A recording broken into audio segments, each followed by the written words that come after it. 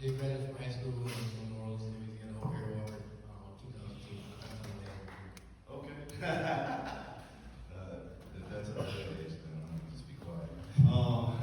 So, fourth feature film, okay. Now, have they all been animations? No, this is my first animated project. Okay, and do you want to talk about what inspired you to do the animation for this? Just basically just want to do something creative. I'm originally from Buffalo, New York. My mom moved to New Orleans when I was 17. And a Lovebug touched me one day, and I'm like, "What is this?" I thought it was a mic or give me something. So I was like, "No, they're harmless. They're Lovebugs. They're just little like ants type thing." So I was like, "Man, I never heard of a Lovebug." I was like, "No one else had me because I'm from Buffalo." So I just decided to do something very unique and make a cartoon about it. Feel like City of Love, and a lot of cartoons don't produce love and talk about love anymore. So I wanted to do something nice for the kids. It was, with a little twist to it, with a little rhythms and everything. So just wanted to create something unique. Wait, so they don't have love bugs in Buffalo? No, the Lovebugs are only in like Louisiana, Texas, and Miami. Oh, okay. And Florida. Yeah. I have an interesting relationship with love bugs as well. When I was 15 years old, I was mowing my lawn on the day that I was going to ask this girl at the dance for her phone number, and I bumped into the tree, and a bunch of love bugs flew on me. I thought it was going to be a great omen. She ain't like me though. They ain't work out. Love bugs, they have to do their job. But so this film, this is, you said it's your fourth feature. Do you prefer the feature length film? Like, do you know, a lot of people in the independent film like to do shorter projects, but you prefer to do the features. Yeah, with the shorter projects, I try to, get a return on my projects, and I try to spend on them. So I like to, see my films out there in the world. My first feature film I did, I kind of made a good little profit off it. It's still on Tubi and Amazon Prime, so I kind of just want to keep those feature films so I can, just work my way to the big stage and big stuff. I'm gonna have to holler at you and introduce some profits too. What's what are your excuse me, I'm sorry, what are your other projects? My first project was Mom Told Me, we got a distribution deal with Amazon and Tubi. 2017, then I did another film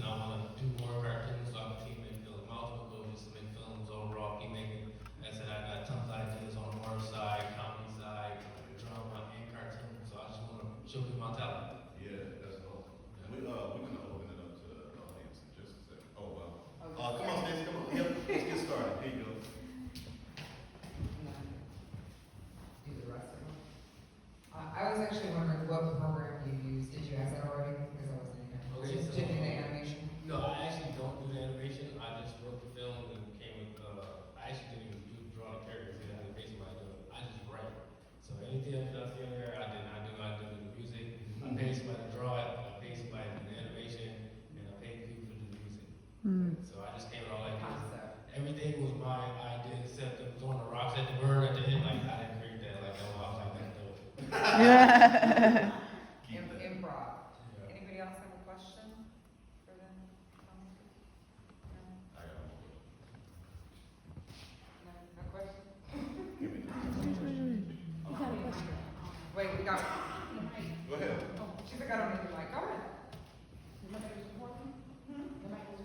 No, go ahead. Okay, so how did you get, I heard you had how they access to be up there. How did you get, like, how did you reach out to somebody like that, that's like an influencer, so like get them to do a voice for one of their characters? Money talks. Money talk big and small. So if you hit him up, like I talked to our manager, he said, yo, you not even deposit because people call me all the time saying it work. If you don't say that deposit will work. So once you got a deposit, it will work. And that's what it is, money talks. Yeah. And what was the process like of choosing your voices? Did you already have people in mind? Did you have to do auditions? Yeah, I did do auditions. I tried to do auditions, and then like my thing is when I told my actors, I'm like, yo, when I do my films, my actors don't promote my films, so I said, hey, if y'all want to do this, y'all gonna have to promote it. And I cast some people, and I told them, hey, I gotta post it on social media. They didn't, and I got rid of them. So I got some family and friends. So the little boy, that's actually when he was like 4 years old. That's like my little cousin. So I got him to do it because my actor didn't do it. So I usually like casting new people, but if people are not gonna do what the director said, we don't have to get some more people to replace it. So the big actors was William L. Davis. He's been in a lot of film festivals, been in a lot of movies. Tanya Williams, she's from New Orleans. Yeah, she did a voiceover. So I was just really grateful for those. But the big actors, you just have to reach out to them. Like I said, you gotta pay the price. We did have another question, Gian. Yeah, I think it was really a lot of the same question. I heard like some young voices playing the young Lovebugs and heard some older voices. So I was just wondering kind of where that inspiration came from that you kind of cast that range of ages. Yeah, just basically like with the cartoons, you want to use kid voices. I didn't want to have adults playing kid voices, so I tried to be authentic and just get some kids. Like I said, the kids that I cast, their parents didn't want to do it, so I told my family, I said, hey, look, I'm gonna sit right here with you, and you're gonna repeat after me and do this line like I said. And they did it very well. Like none of those kids acted before, but now since I've showed the kids how to act, they took their careers off, and they actually started acting. I'm very proud of them that I've shown them skills they did that. I have another question. Just because you said that you contracted people to do all of the different elements, but as far as like the creative design of it, once it was established, did you have, any sort of impact or say like as that grew, did you like feed into it at all, or you just gave them complete creative freedom? Well, they followed the script, but basically like everything you see on this thing was how I wrote it. And once I seen like that's everything how I wrote it, basically they took it off my mind. I just put it on the script. So everything that you're seeing was just everything that I wrote. It was just perfect. So I just was like, this is just perfect. I'm just loving it. And then when they threw the rocks up, I'm like, like this is so It good. was so powerful and vivid. It was Right. It was just right. The process of picking the right ending. Awesome. In the process of writing the script, because it is for kids and it's about love, did you ever battle with anything as far as how far to go when you're talking about procreating and things like that when it comes to topics being exposed to kids? No, I didn't think about procreating. I just, everybody talks about love. That's it. Just being in love. Like you heard the dance. I love you, son. Just a lot of love in the film. It came from when the grandfather was talking to, or the grandfather's brother was talking about why he wanted to reach out to the humans and what they do, and he mentioned that. That's why I asked. What's that? So this is your first anniversary. First of all, congratulations. Because that's, when I think your first anniversary, that's incredible. Like completely, I know you said that that you wrote everything down and made everybody just able to like execute your idea, your plan, like your concept. That it's just amazing. Like I was saying, like how that all came together.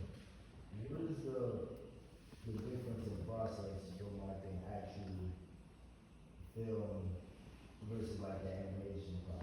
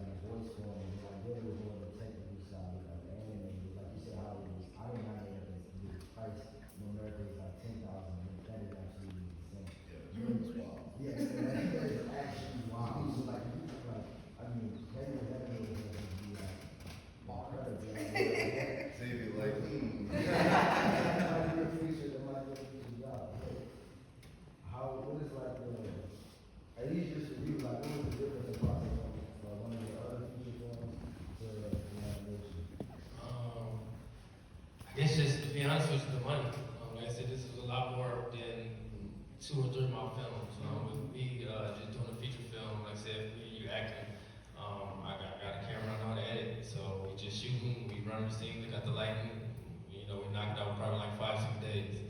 This animation is expensive, it's a lot, so like if you don't have the money, you gotta wait to pay.